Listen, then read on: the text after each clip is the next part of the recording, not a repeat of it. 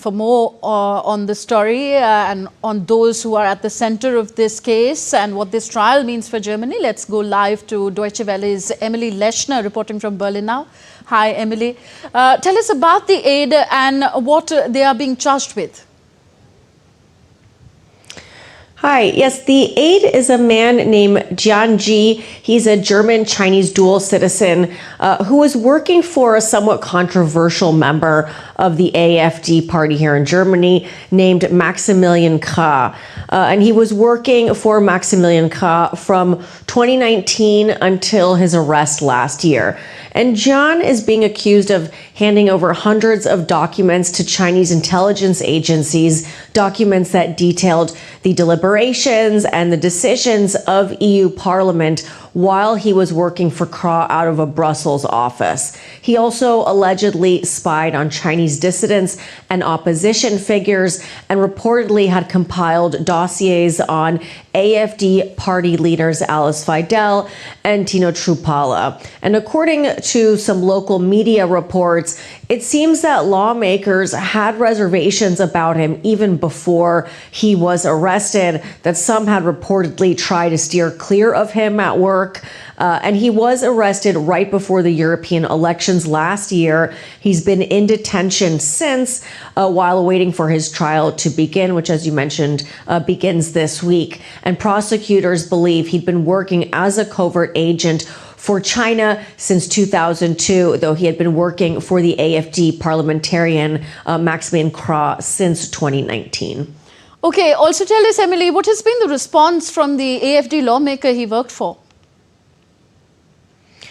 Well, Maximilian Krah has denied collaborating with Jian or with Chinese intelligence officials, and that is something he has been questioned about. The Dresden Public Prosecutor's Office, which is also trying the case against Jian, Krah's aide, they're also investigating Krah for allegedly accepting around 50,000 euro from companies that were connected to Jian. So, of course, their relationship is coming under close scrutiny. They reportedly met in 2015 when Krah was a lawyer and Jian was one of his clients.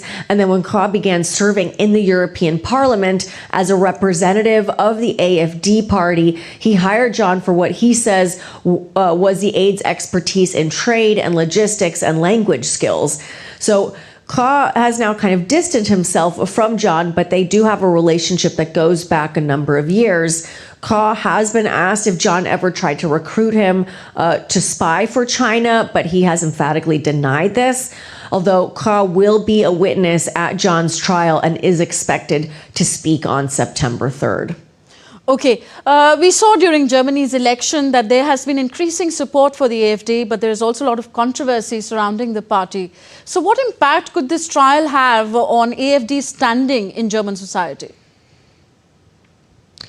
That's right. During the election, we did see an uptick in support for this right-wing party. And it's important to remember that the AfD is formally considered a far-right organization by the German authorities. And it is always looking for a foothold that will lend it legitimacy and more influence over German politics and daily life. So a scandal like this one, it wouldn't be good for any party. But for the AfD, which is trying to really gain this foothold, it doesn't look good at all, and especially not for its leader, Alice Weidel, who has been criticized for not being able to get this situation under control. And the AfD party was also criticized for letting Krah continue in his role as a parliamentarian representative even after his aide was charged and some of the allegations around Krah's own dealings started to come to light.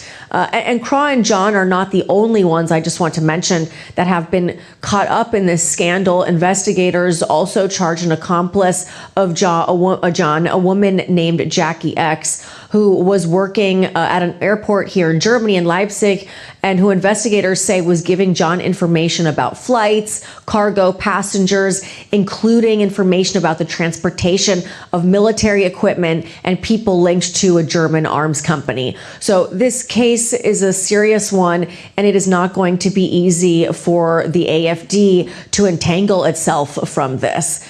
The AFD also recently lost an appeal not to be considered a far-right organization. They lost that appeal.